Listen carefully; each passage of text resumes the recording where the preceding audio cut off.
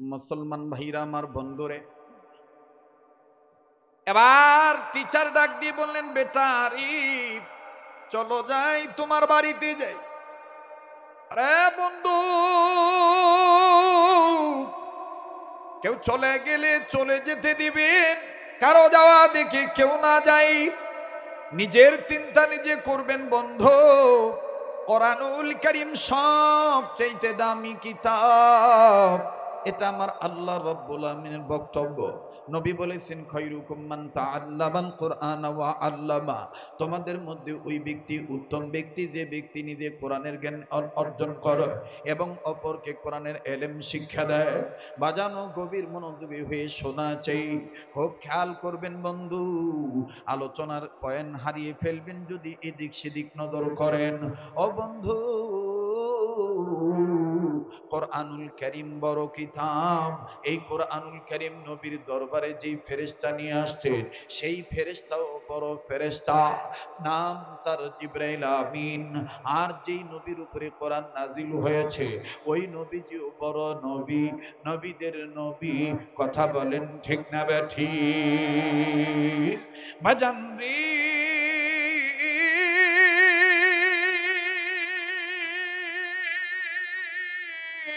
ওগো 17 নং ওয়ার্ডের বাবারা ভাইরা, পর্দার মা বোনেরা, যে যেখানে আছেন ওখান থেকে বয়ান শুনবেন, এদিক সেদিক নজর দিবেন না বন্ধু। রব্বে কাবা ডাক দিয়ে বললেন, নবী গো, এটা এমন একটা কোরআন, এই কোরআনের আহ্বানে, কোরআনের শিক্ষা দীক্ষার দিকে কোন মানুষ যদি আগায় আসে, নবী গো আমি আল্লাহ পাক বলে দিলাম, ওই মানুষদের আমি আল্লাহ জিন্দেগির গুনাহ মাফ করে দেব। আমি আল্লাহ তাদের আমলনামায় জান্নাত থেকে ধন্য করে দেব। আওয়াজ দিয়া বলেন না সুবহানাল্লাহ।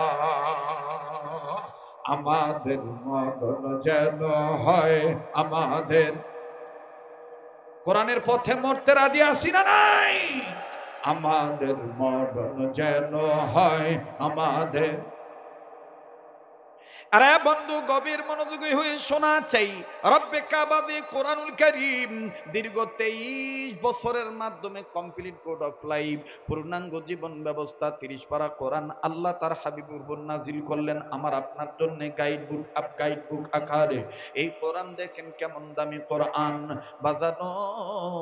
এই কোরআনুল কারীম আল্লাহ পাক পাহাড়ের উপরে নাজিল করতে চেয়েছিলেন। এই কোরআনুল কারীম জিনদেরকে আল্লাহ দিতে চেয়েছিলেন। এই কোরআনুল কারীম আল্লাহ সাগরের উপরে নাজিল করতে চাইছিলেন। এই কোরআনুল কারীম আল্লাহ পর্বতের উপরে নাজিল করতে চাইছিলেন, কিন্তু বাদান সবাই অস্বীকার করেছিলেন, সবাই অসম্মতি প্রকাশ করেছিলেন। আমার বন্ধুরি, আল্লাহ রাব্বুল আলামিন মানবতার মুক্তির দূত, বিশ্ব নবী, নবীদের নবী, মদিনার রাষ্ট্রপতি যিনি ছিলেন, ওই বিশ্ব নবী নবী মুহাম্মদের উপরে আল্লাহ কোরআন নাজিল করলেন। আওয়াজ দিয়া বলেন না সুবহানাল্লাহ। আরেকবার আওয়াজ দিয়া বলেন না সুবহানাল্লাহ। আরে বন্ধু, নবীদের উপরে আল্লাহ রাব্বুল আলামিন কখনো সূরাতান আকারি, কখনো আয়াতান আকারি, কখনো বড় আয়াত, কখনো ছোট আয়াত, কখনো বড় সূরা, কখনো ছোট সূরা, আল্লাহ রাব্বুল আলামিন এইভাবে নবীদের উপরে নাযিল করেছেন। তবে মাধ্যম ছিলেন জিবরাইল আমিন। আমার বন্ধুগণ, মাধ্যম ছিলেন জিবরাইল আমিন। একটু লক্ষ্য করে বুঝে আমার বন্ধুগণ উত্তর দেন তো দেখি, জিবরাইল আমিন ছোট না বড়? আবার বলো যুবক বন্ধুরা, ছোট না বড়? ফেরেশতাদের মধ্যে জিবরাইল আমিন বড় ফেরেশতা না ছোট ফেরেশতা? এরে বন্ধু,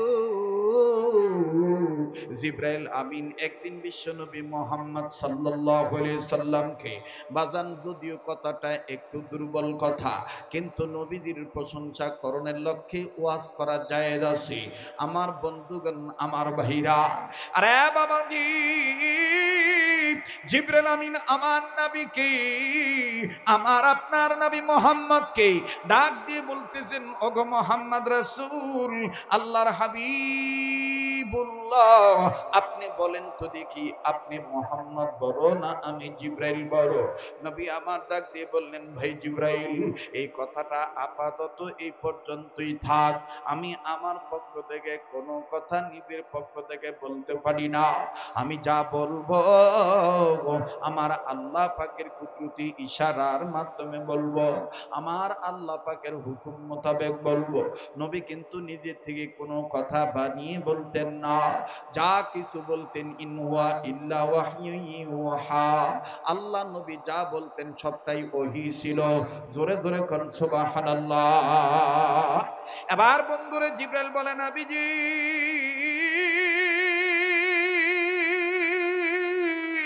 আমার জানার বড় শখ, আপনি বড় না আমি জিবরাইল বড়?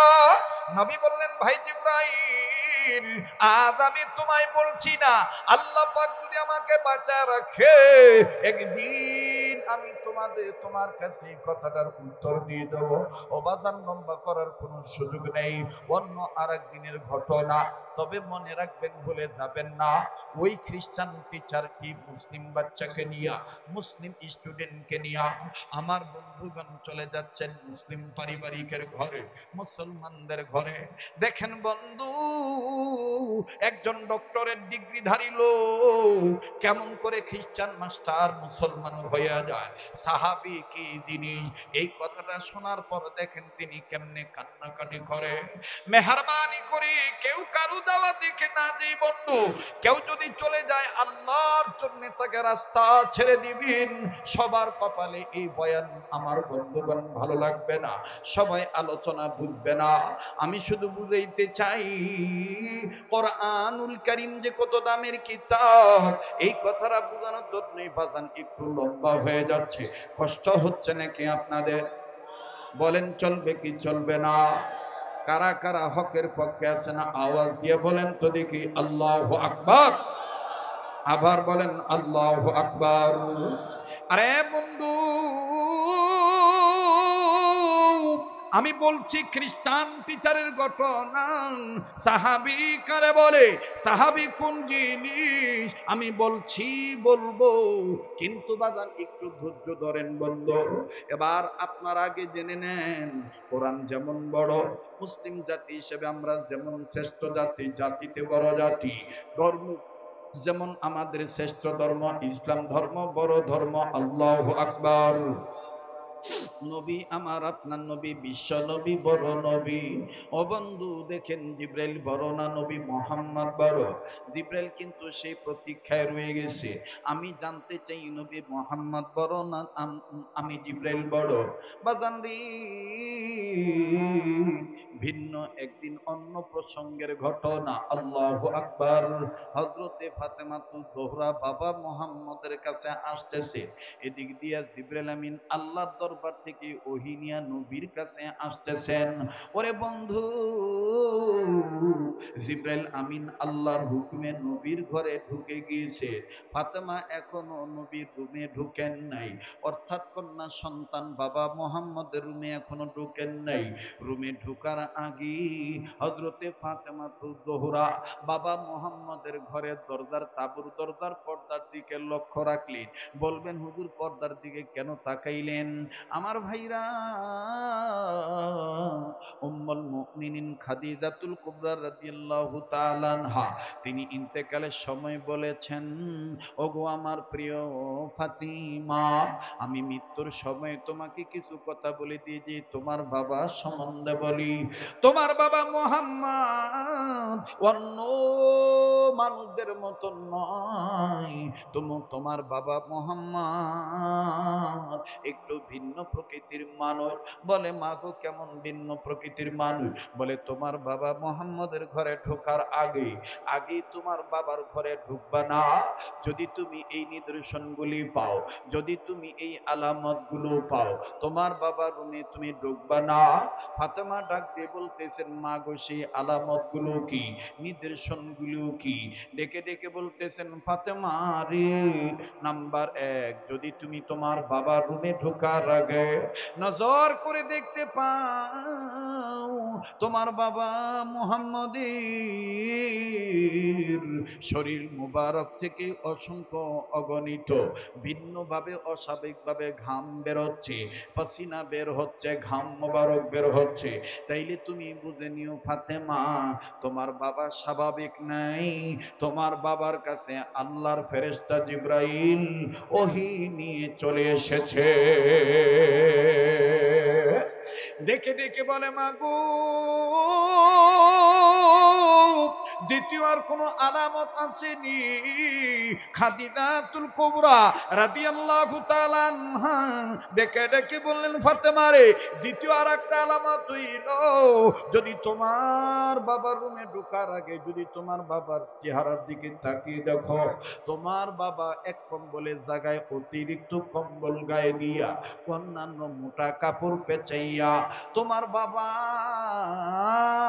শুয়ে আছি, তাইলে মনে করে নিবা ওহির ওজনী, ওহির কারণে ওহি নাজিল হওয়ার দরুন তোমার বাবার গায়ে জ্বর এসে গিয়েছে, তাপদাহ বৃদ্ধি হয়ে গেছে, তাপমাত্রা, শারীরিক তাপমাত্রা বৃদ্ধি হয়ে গেছে, বুঝে নিও তোমার বাবার কাছে ওহি নাজিল হয়েছে, তাইলে তুমি তোমার বাবার অনুমতি ছাড়া কথা বলবা না।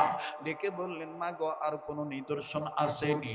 ডাক দিয়ে বললেন, হ্যাঁ মা, শোনো, আর একটা নিদর্শন হলো, যদি তুমি তোমার বাবা মুহাম্মদের রুমে ঢোকার আগে তোমার কানে যদি আওয়াজ আসে ঝন ঝন ঝন ঝন, তোমার কানে যদি আওয়াজ আসে ঘন্টা বাজার আওয়াজ, তাইলে বুঝা নিবা ফেরেশতা জিবরাইল আমিন আসতেছে, তোমার বাবা মুহাম্মদের অনুমতি ছাড়া তুমি ঘরে ঢুকবা না। বলে, মা গো, আরো কোন নিদর্শন আসেনি? বলে, মা, আরো কয়েকটা নিদর্শন মধ্যে এইটা অন্যতম নিদর্শন আলামত। নাম্বার এক, তোমার বাবা রুমে মুহাম্মদের রুমে ঢোকার আগে যদি তোমার নাকে মুহাম্মদ নবীর দরবার থেকে, মুহাম্মদ নবীর ঘর থেকে যদি তোমার নাকে জান্নাতি খুশবু মেশকো আম্বারের গ্রান আসে, তাইলে বুঝে নিবা তোমার আব্বার ঘরে জিবরাইল আমিন প্রবেশ করেছে, অনুমতিবিহীন তুমি তোমার বাবার রুমে ঢুকবা না। এবার ডাক দিয়ে বলতেছেন, মা গো, আর কোনো আলামত আছে কিনা? একটু লক্ষ্য করে শুনবেন বাজান। ডেকে ডেকে বলতেছেন, ফাতেমা রে, তৃতীয় নম্বর সর্বশেষ হলো আলামত, তোমার বাবার রুমে ঢুকার আগে যদি দেখো তোমার বাবার ঘরের তাঁবুর দরজার পর্দা হেলতেছে, দুলতেছে, তাইলে তুমি বুঝে নিও তোমার আগে জিবরাইল আমিন ঢুকে গেছে। ওই দিন ফাতেমা নজর করে দেখতেছেন পর্দা নড়তেছে, এর দ্বারা বুঝে থাকলে বলেন তো দেখি কি বোঝা যায়, জিবরাইল আমিন ঢুকছে না ঢুকে নাই? আরে কথা কয় না, ঢুকছে না ঢুকে নাই? হযরতে ফাতেমা তুজুরা যখন দেখলেন পর্দা নড়ে, আমার ভাইরা, ফাতেমা তুজুরা আর ঢুকলেন না। না ঢুকিয়া আমার বন্ধুগণ, আমার ভাইরা, খুব খেয়াল করে কথাগুলি শুনবে, যখন ফাতেমা তুজুরা রাদিয়াল্লাহু তাআলা আনহা ঢুকলেন না, না ঢুকিয়া তিনি অনুমতি প্রাপ্তের আশায়, অনুমতির অপেক্ষায় তিনি দণ্ডায়মান অবস্থায় আছেন। কিছুক্ষণ পরে হযরতে ফাতিমা তুজুহরা ডাক দিয়ে বলতেছেন, আসসালাতু আসসালামু আলাইকা ইয়া রাসূলুল্লাহ, আসসালাতু আসসালামু আলাইকা ইয়া হাবিবাল্লাহ। আব্বাজান, ওগো আল্লাহ রসুল, আল্লাহ প্রিয় হাবিব, আমি কি ভিতরে আসবো কি আসবো না? অনুমতি দিচ্ছেন কি দিচ্ছেন না? অন্য কেউ কি এসেছে কি না? চলে গেলে কি ভালো হয় কি ভালো হয় না?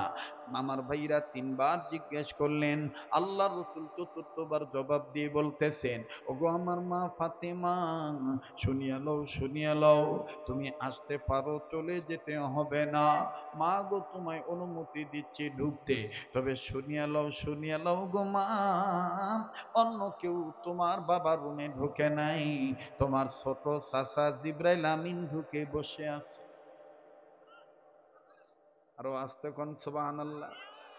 আগে আমি জিজ্ঞেস করেছিলাম, আমি বড় না তোমার বাবা নবী মোহাম্মদ বড়? তোমার বাবা বলেন নাই আজকে তোমার বাবা মোহাম্মদ তোমার কাছে আমার পরিচয় দিল কি? তোমার বাবা মোহাম্মদ তোমার কাছে বলল আমি নাকি তোমার ছোট চাচা জিবরাইল। সুবহানাল্লাহ কইবেন না? এবার ফাতেমা ডাক দিয়ে কয় কাকা তাইলে আপনি বলেন না, আপনি বলেন আব্বা বড় না আপনি বড়? জিবরাইল কয় তোমার বাপের এই বলতে বলো তোমার বাপ বড় না আমি বড়? নবী কয় ভাই যেহেতু তোমার মনে খটকা লাগছে ছোট কওয়াতে, তুমি পরিষ্কার করো তুমি বড় না আমি বড়? জিবরাইল কয় তাইলে শোনেন মোহাম্মদ নবী, আমি যে আপনার কত বড়, আমি আদম থেকে শুরু করে ঈসা পেরিয়ে আপনি পর্যন্ত কতবার আসলাম আর গেলাম, কত হাজারবার আসলাম আর গেলাম। আপনার জন্ম হইল সেই দিন, আজকে 42-43 বছর চলতেছে আপনার। ওগো নবীজি, আপনি নবুয়ত পেয়েছেন 40 বছর বয়সে। শোনেন গো নবী, আমার বড় হওয়ার একটা সিমটমস পেশ করি, একটা নমুনা আমি আপনার কাছে তুলে ধরি। ফাতেমা ডাক দিয়ে কয় ঠিক আছে কাকা বলেন আপনি কেমনে আব্বার বড়? ডাক দিয়ে বলতেছেন মারি, তোমার বাবা যে বললো আমি তোমার ছোট দাদা জিব্রাইল, শুনিয়া লও শুনিয়া লও নবী মোহাম্মদ সহ আপনি শোনেন। আল্লাহ পাক যখন আসমান বানাইলেন, আল্লাহ পাক আসমান বানানোর পরে চন্দ্র সূর্য তারকা দিয়ে আল্লাহ আসমান সাজাইলেন, বেশ সুন্দর সুসজ্জিত হয়ে গেল আসমান। নবীজি গো, ওই আসমানের মধ্যে একটা তারকা আমি ভিন্ন দেখলাম সৌন্দর্য, একটা তারকা এত সুন্দর চকচক ঝকঝক করে, ওই তারকাটা দেখে আমি মুখরিত হয়ে গেলাম। আমি বড় তারকার সৌন্দর্যের লোভী হয়ে গেলাম, আমি তারকার প্রলোভনে পড়ে গেলাম। দেখতে দেখতে দেখতে দেখতে হঠাৎ করে তারকাটা নাই হইয়া গেল। নবী গো, ভিতরে বড় প্রত্যাশিত হয়ে থাকলাম, আবার কোন দিন এই তারকাটা দেখব। অপেক্ষায় থাকতে থাকতে ইন্তজারে থাকতে থাকতে হঠাৎ করে নবী গো, 1 বছর নয় 2 বছর নয়, 70,000 বছর পর ওই তারকা উঠলো। আবার ওই তারকা 70,000 বছর পর দেখলাম, দেখার পর আবার হঠাৎ করে উধাও হয়ে গেল। আবারও আমি অপেক্ষায় থাকতে থাকলাম দেখার জন্য, আবার 70,000 বছর পর তারকা উঠলো। এইভাবে আমি জিব্রাইল ওই তারকা দেখেছি আমার জীবদ্দশায় 70,000 বছর পর পর 70 বার। কত হাজার বছর পর কতবার? নবী কয় তারপরে কি? জিবরাইল কয় হুজুর ওই তারকা এখন আর দেখি না। নবী কয় এখন কি আর ওই তারকা দেখো না? বলে না গো হুজুর না, আপনার জন্ম যেদিন থেকে মক্কায় হলো ওই দিনের পর থেকে আর ওই তারকা দেখি না। নবী আমার বললেন জিবরাইল রে, তুমি কি জানো ওই তারাটার নাম ওই ছিলাম মুহাম্মদ রাসূল। এ যাদের অন্তরে নবীর প্রেম আছে আওয়াজ দিয়া বলেন না আল্লাহু আকবার। ওই তারকার নামই ছিল মোহাম্মদ রাসূল। আমি নবী হলাম সৃষ্টির মূল, হাবিবের রাসূল মদিনার বুলবুল। আল্লাহর হাবিবের কথা শোনার পরে জিবরাইল আমিন ডাক দিয়ে বলেন ইয়া রাসূলুল্লাহ ইয়া হাবিবাল্লাহ, আমার তাইলে বুঝতে ভুল হইছে, আপনি নবী আমি ফেরেশতা জিবরাইলের চাইতে অনেক অনেক অনেক বড়। আল্লাহু আকবার খান। আমার বন্ধুগণ, সেই নবীকে ইমানের সহিত যারা দেখছে তারাই হলো সাহাবী। তারাই কি? সেই নবীকে যারা ইমানের সহিত দেখছে তারাই সাহাবী। এবার খ্রিস্টান টিচার ডাক দিয়ে বলতেছেন চলো যাই, তোমাদের বাড়িতে যাই। মুসলিম বাড়িতে চলে আসে, বাড়িতে এসে ছেলেটার অভিভাবক গার্ডিয়ান পিতা মাতাকে ডাক দিয়ে বলে ভাইয়া ও আমার বোন, তোমাদের ধর্ম ইসলাম ধর্ম, কিন্তু তোমার ছেলে আজকে আমাকে একটা চাপের মধ্যে ফেলে দিয়েছি। সব ছাত্রদের কাছ থেকে আমি জানতে চেয়েছি বড় হইলে কি কি কি হতে চায়। কেউ বলেছে গিটারম্যান, কেউ বলেছেন ক্লাসিক্যাল মিউজিক ম্যান, কেউ বলেছেন প্রফেসর, কেউ বলেছেন ডক্টর ডাক্তার, কেউ বলেছেন ক্রিকেটার, কেউ বলেছেন প্রফেসর হতে চায়। একমাত্র তোমার ছেলে বলেছি সাহাবী হতে চায়। ও আমার স্টুডেন্টের পিতা, বলো তো দেখি এই সাহাবী কি, সাহাবী কাকে বলে? এবার বাজান রে মুসলিম ছেলেটার পিতা ডাক দিয়ে কয়, স্যার মনে যদি কষ্ট না নেন একটু সময় দিলে আপনার মেহমানদারি করতাম। আমার বন্ধুগণ খ্রিস্টান স্যারের সামনে খাবার পরিবেশন করলেন, নাস্তা দিলেন, খানা খাদ্য দিয়া মুসলিম ছেলেটার পিতা ডাক দিয়ে বলতেছেন, স্যার আমি হইলাম একজন দাওয়াত তবলিগের জিম্মাদার, আমি তবলিগের রাস্তায় কাজ করি, আল্লাহ রাস্তায় যাওয়া আসা করি। স্যার গো আমি ইংরেজি শিক্ষিত, আমিও ডক্টরেট ডিগ্রি অর্জন করেছি, কিন্তু স্যার আপনি শুনিয়ে নেন আমার ঘরের মধ্যে আমি বাচ্চাদের নিয়ে বিবিকে নিয়ে হেকায়েতে সাহাবা নামক একটা বুক আছে, একটা কিতাব আছে, ওই কিতাবের তালিম করি। ওই তালিম করতে যাইয়া সাহাবীদের ঘটনা যখন আমি পড়ে শুনাই তখন আমার বাচ্চাটা শুধু কান্নাকাটি করে। আজকে যেহেতু আপনাকে বলছে সাহাবী হতে চাই, এখন আমি আপনাকে বলি স্যার শোনেন, এই সাহাবী তারা যারা বিনা দ্বিধায় নবীর কাছ নবীর সাথে জান্নাতে চলে যাবে। আওয়াজ দিয়ে বলেন না সুবহানাল্লাহ। এবার ডাক দিয়ে বলে, ও বুঝেছি,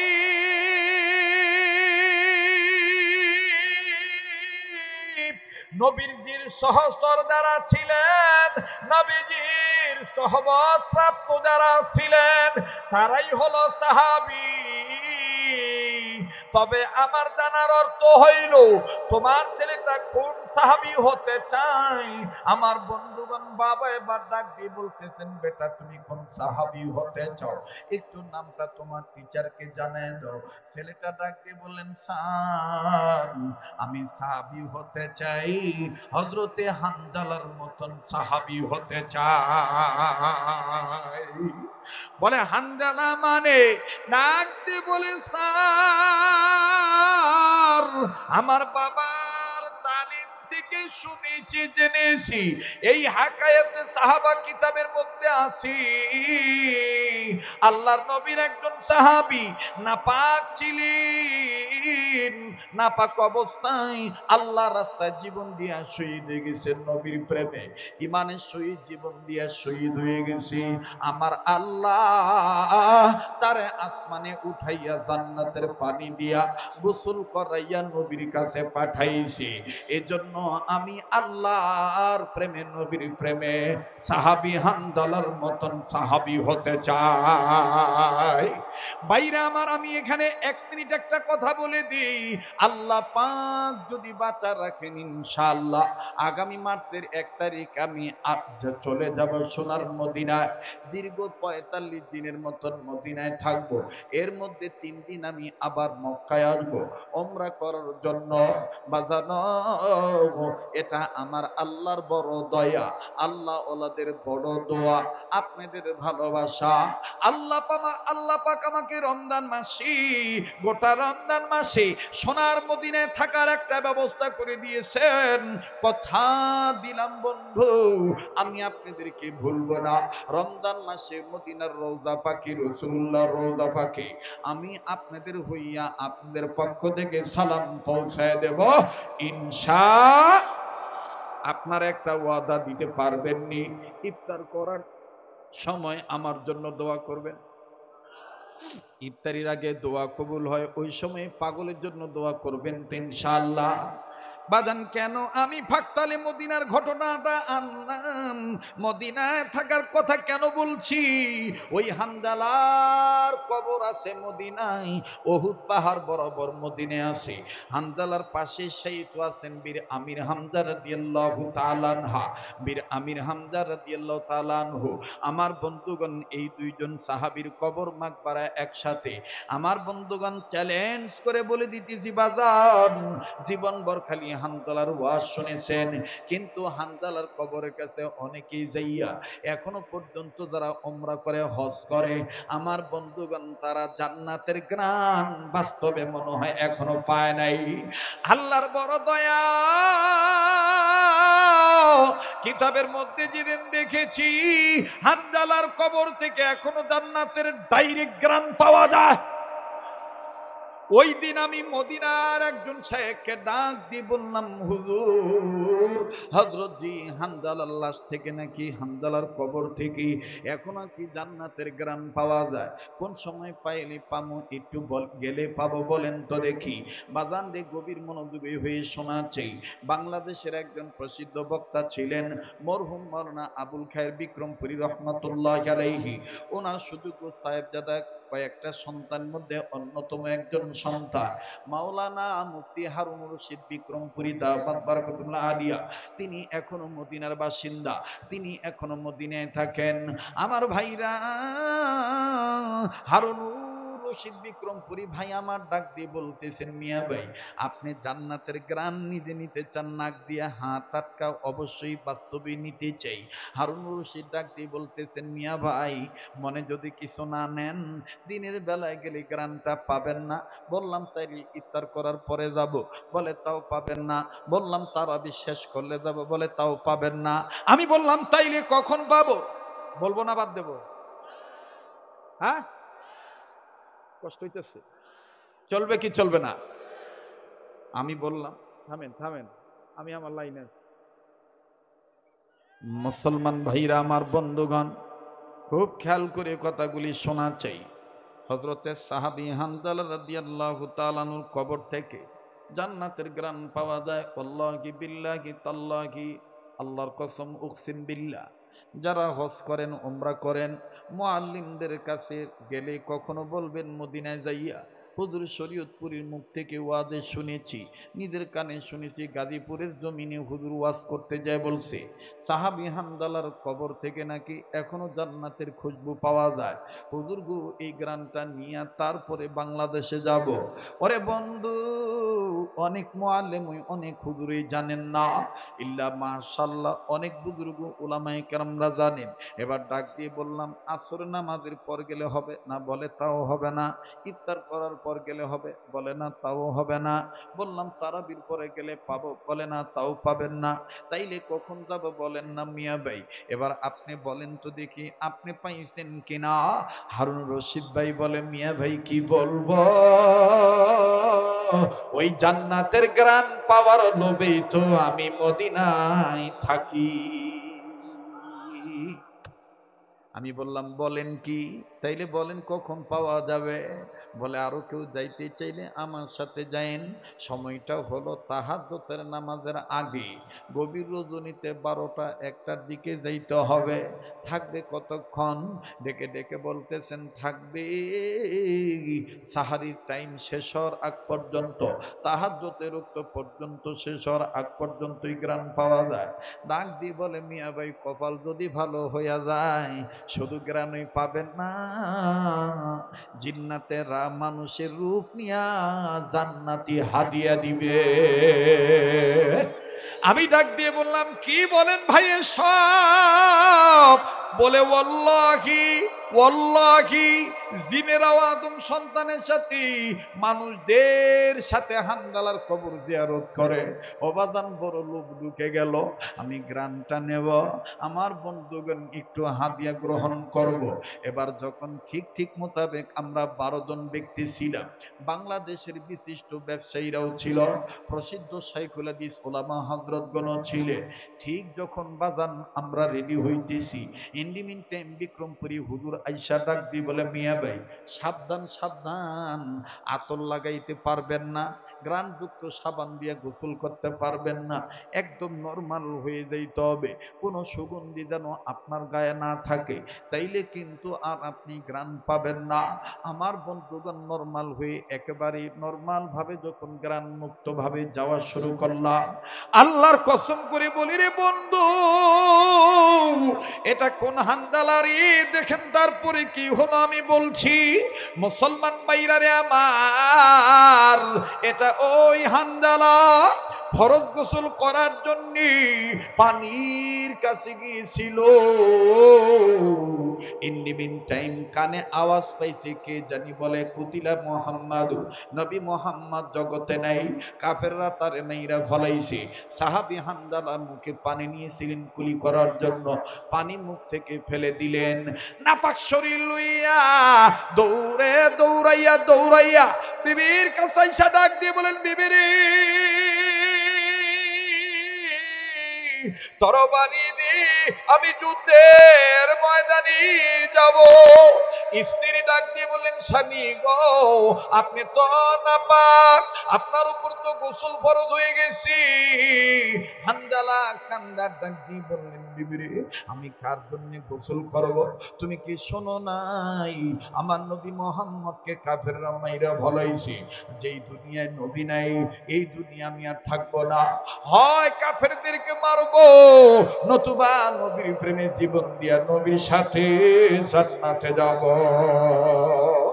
দেরে দে বিবি আমার জলদি জলদি করে তরবারি দে।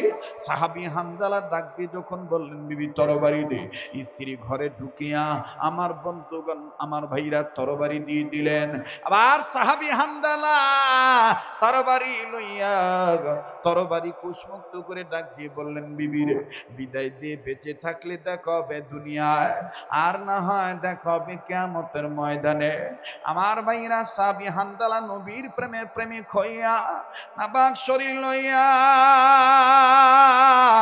যুদ্ধের ময়দানে যখন ঝাঁপিয়ে পড়লেন, কয়েকজন কাফেরকে দুনিয়া থেকে বিদায় করে দিলেন, জাহান্নামে পাঠিয়ে দিলেন। এরপরে যখন আমার বন্ধুগণ কাফেররা সাহাবী হামজালার উপর আক্রমণ করলেন, কাফেরদের আক্রমণে আক্রান্ত হইয়া সাহাবী হামজালা নবীর প্রেমে নাপাক শরীর লইয়া জীবন দিয়া শহীদ হয়ে গেল। যুদ্ধ যখন শেষ হয়ে গেল, ও নবীর প্রেমিকেরা দেখো তো দেখে দিলটা নরম হয়নি। আজকে কোন আলেমদেরকে তুমি টুকাই বলো, আজকে কোন আলেমদেরকে ধর্ম ব্যবসায়ী বলে গালি দাও, মাদ্রাসার জন্য টাকা চাইলে তুমি ইনসাল করে কথা বলো, কটূক্তি করে অবহেলার নজরে দেখো। দেখো সাহাবী হামজালা নবীর প্রেমে পড়িয়া যুদ্ধে যখন শহীদ হয়ে গেল, সাহাবী হামজালা যে শহীদ হইছে নবী জানে না।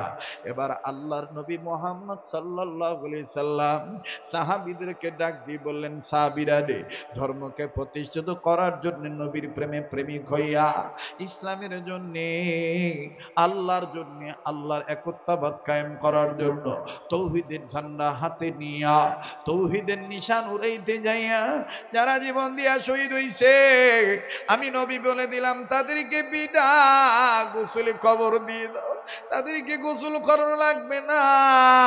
এবার সাহাবীরা সাহাবায়ে কেরামদের একটা জামাত সাহাবী শহীদ যারা হইছে তাদের লাশ খোঁজা বের করলো। লাশ খুঁজতে খুঁজতে খুঁজতে খুঁজতে সমস্ত শহীদের লাশ খুঁজে খুঁজে বের করলেন। আমার ভাইরা বিনা গোসলে কবর দিয়ে দিবেন, ঠিক ওই মুহূর্তে একজন মহিলা আউলাকে সে পাগলি নিবেছে দৌড়াইয়া দৌড়াইয়া নবীর কাছে আসে আর ডেকে ডেকে বলে, নবীজি গো নবীজি গো। সব সাহাবীদেরকে বিনা গোসলে কবর দেয়, আমার স্বামীরে বিনা গোসলে কবর দিয়েন না। কেন, কি হইছে? বলে আমার স্বামী নাপাক ছিল। তোমার স্বামী কে? ডেকে ডেকে বলে, আমার স্বামী আপনার প্রিয় সাহাবী হানজালা। নাপাক মানে? বলে আমারে ব্যবহার করছে, ফরজ গোসল করার জন্য পানির কাছে গেছিল, কে জানি বলছে আপনি এতিম নবী মুহাম্মদ নাকি দুনিয়ায় নেই।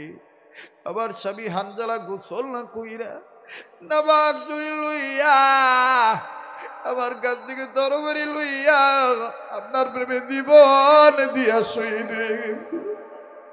হুজুর আমার স্বামী হানজালারে বিনা গোসলে কবর দিয়েন না। আমার নবী ডাক দিয়ে বললেন, সাহাবীরা রে ওই আমার হানজালার লাশ কই খুঁজে খুঁজে বের করো, বিনা গোসলে কবর দিও না। সাহাবীরা সাহাবী হানজালার লাশ খুঁজে বের করলেন, একজন সাহাবী দৌড়াইয়া ডাক দিয়ে বলে, নবী গো, হানজালার কেমন জানি দাড়ি ভিজা, চুল ভিজা, মনে হইতেছে হানজালারে কে জানি টাটকা গোসল করাইয়া জমিনে পাঠায় দিছে। নবীজি বলে, তাই নাকি? চলো যাই আমি দেখি। আল্লাহ নবী হাঁটি হাঁটি পা পা করে দ্রুত চলে গেলেন। যাইয়া দেখে ঠিক মানুষ নগদ গোসল করলে যেমন দাড়ি বিঁধে যায়, চুল বিঁধে যায়, গায়ের পশম বিঁধে যায়। নবীজি নজর করে দেখতেছেন হানজালার চুল থেকে, দাড়ি থেকে পানির ফোঁটা টপটপায়া জমিনে পড়ে। আল্লাহর নবী আকাশ পানে তাকাইলেন, আকাশের দিকে তাকায় বলতেছেন, আকাশের মালিক আমার মালিক আল্লাহ, হানজালারে কে গোসল করাইলো? হানজালার বিবি বলতেছে, হানজালা নাকি নাপা। আমার আল্লাহ ডাক দিয়ে বললেন, নবীজি গো, যেই হানজালা আপনার প্রেমে পড়িয়া গোসলের কথা বুঝলে যাইয়া জীবন দিয়া শহীদ হইতে পারলো গো নবীজি, আমি আল্লাহ এই হানজালার লাশ আসমানের উপরে উঠাইয়া জান্নাতের পানি দিয়া তারে গোসল করে আপনার কাছে পাঠায় দিলাম।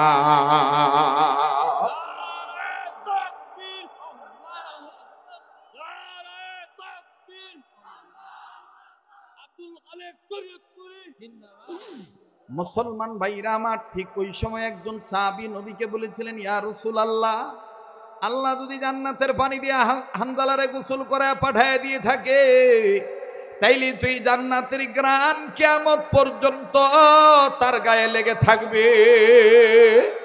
নবীজি তখন বলেছিলেন, ওয়াল্লাহি, আল্লাহর কসম করে বলি, যারাই হানজালার কবর জিয়ারত করার জন্য আসবে কিয়ামত পর্যন্ত, আমার যেই উম্মতেরা শেষ রাত্রে জিয়ারত করতে আসবে, আমি নবীজি বলে দিলাম হানজালার কবর থেকে তারা তাদের নাক দিয়া জান্নাতের গ্রান নিতে পারবে। বাদান রে, ওই দিন রাত্রি বেলায় যখন আমি বিক্রমপুরী হুজুরের সাথে ঠিক রাত্র 1টা 2টা গত রমজানের ঘটনা, বাজান রে, যখন হানজালা রাদিয়াল্লাহু তাআলা কবরের কাছে যায় দাঁড়াইল, আল্লাহর কাছে ডেকে ডেকে বললাম, মালিক, আমার মতন বড় অপরাধী আর কেউ নেই। আল্লাহ গো, জান্নাতের ঘ্রাণ আমি একটু শুনতে চাই। 1 minute, 2 minute, 3 minute, 4 minute, 5 minute, ঠিক 6 মিনিটের মাথায় চতুর্দিক থেকে কেমন জানি জান্নাতের ঘ্রাণ আসা শুরু করে দিল। আমার সাথে যারা ছিল 2-3 জন সেন্সলেস হয়ে জমিনে পড়ে গেল। আমি ডাক দিয়ে বলতেছি, আল্লাহু আকবার, আল্লাহু আকবার। আল্লাহ, তোমার কোরআন সত্য, নবীর প্রেম সত্য, তোমার দয়াও সত্য। মুসলমান ভাইরা আমার, বন্ধুগণ, খালিদ দিলে যখন জিয়ারত করতেছিলাম আর চোখ বেয়ে পানি পড়তেছে, এখন ওই দিনের দৃশ্য আমার চোখের সামনে ফুটে উঠছে।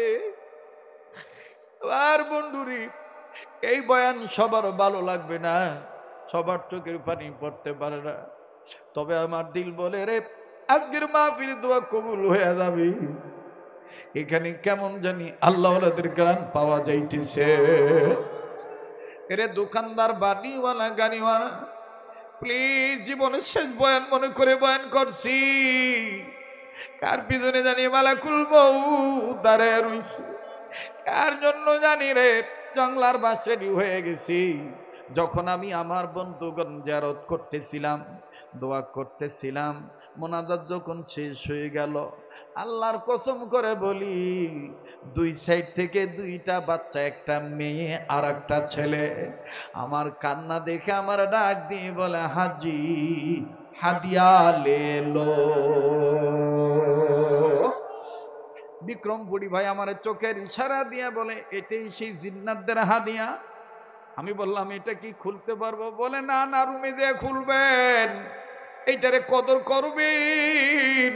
আবার বাইরেরই নবীর জীবনী সত্য, নবীর সাহাবীদের প্রেম সত্য, কাজে আমি আপনাদেরই আমার বাইরেরই চোখ ভিজা পানি নিয়া পানি ভিজা চোখ নিয়া, ভাঙা মন নিয়া। এরপরে কি হইল আমি বলছি রে বন্ধু, ওই খ্রিস্টান ব্যক্তি দেখেন কেমনি গড়াগড়ি পাইরা কান্দা কালেমা পড়ে মুসলমান হয়ে যায়। আর একটা কথা বাকি আছে, বলবো, তবে কান্নাকাটি অবস্থায় এই তো আগামী মার্চের দিকে রমজান মাসে মদিনায় থাকবো, এই হাতটা দিয়া বারবার কাবা ধরি, এই হাত উঠে আপনাদের জন্য আমি দোয়া করব। আসেননি বন্ধু, ওয়াদা দিতে পারেননি, আমি এই পাগলের সাথে মোনাজাত করে একসাথে যাব ইনশাআল্লাহ। শেষ ভালো তার সব ভালো তার দিকে, কার অন্তরে নবীর প্রেম আছে। আল্লাহর একটু দেখান তো দেখি, দুই হাত নারায়ে তাকবীর, হাত নামান, আল্লাহ কবুল করুন, জোরে বলেন আমিন। ভাইরা আমার, বন্ধুগণ, ওয়াদা করেছেন মোনাজাত করে যাবেন। বাজান আমি জোর করব না, এই কান্নাকাটি অবস্থায়, ভাঙা মন অবস্থায়, নবীর আশিক হইয়া, মদিনার পাগল হইয়া, কোরআন সব চাইতে দামি কিতাব, এই কোরআন শিক্ষা তো এই মাদ্রাসায় মাওলানা রফিকুল ইসলাম ভাই খুব কষ্ট করে মাদ্রাসা চালায়। বাজান পারলে দিবেন, না পারলে না দিবেন, কিন্তু আপনি উঠে যাবেন না। আমি মাত্র 5 থেকে 7 মিনিট ছোট্ট একটা আবদার করব, বলেন তো দেখি এই কোরআনুল কারীমের পারার সংখ্যা কত পারা? একটু বলেন না কত পারা? এই 30 পারা কোরআন শরীফকে মহব্বত করে আসেননি বাজান, এই রজবের চাঁদে নবীর প্রেম অন্তরে নিয়া। আমার বাইরে এখানে 10,000, 20,000, 5,000 টাকা নগদ বাকি দেওয়াতে বহুত লোক আছে। পিতা মাতার দরদের দরদি সন্তান হইয়া, নবীজির প্রেমিক হইয়া আমি মদিনায় আপনার জন্য দোয়া করব। রাসূলুল্লাহর রওজায় আপনার পক্ষ থেকে সালাম পৌঁছে দিবেন ইনশাআল্লাহ। এক পারা কোরআনকে মহব্বত করে 1,000 টাকা নগদ। আসেননি ময়দানে বিশাল মজা ঢুকে গেছে। আমার বন্ধুরি মা বাবার দরদি দরদি সন্তান হইয়া, নবীদের আশিক রাসূল উম্মত হইয়া এক পারা কোরআন শরীফকে মহব্বত করে 1,000 টাকা দিবে। আসেননি গো বন্ধু, কত ব্যবসায়ী, কত চাকরিজীবী, কত শ্রমজীবী, কত বিদেশি, বিদেশে থাকার সন্তানরা আছেন। আয় আল্লাহ, আপনার একজন গোলাম এক পারা কোরআন শরীফকে মহব্বত করে 1,000 টাকা রব্বে কাবা আপনি কবুল করেন, মালিক আপনি মঞ্জুরি দিয়ে দেন। যুবক ভাইরা, না পারলে না দিবা, কিন্তু চলে যাইও না, বইসে দেখো আল্লাহ কবুল করবেন। কানা দেখাইয়া মরণ দিও না, তুমি আল্লাহ যখন দিবা বান্দা নিয়া কুল পাবো না। তুমি আল্লাহ রাগ হইয়া কাইরা নিলে বান্দা মোরা টের পাবো না। ঠিক কিনা? লা ইলাহা।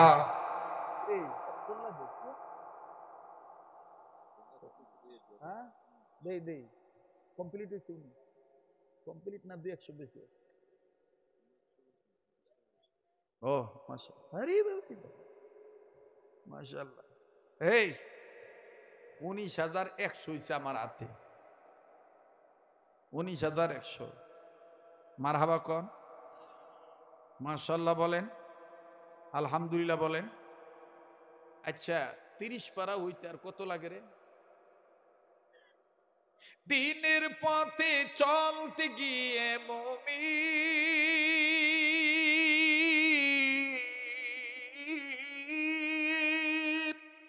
দিনের পথে চলতে গিয়ে, হকের কথা বলতে গিয়ে, মরণ কালে কালমা যেন নসিব হয় আমাদের, মরণ যেন হয় আমাদের, যেন হয়, বলেন আমাদের মরণ যেন হয় আমাদের, হয় লা ইলাহা ইল্লাল্লাহ, জোরে লা ইলাহা।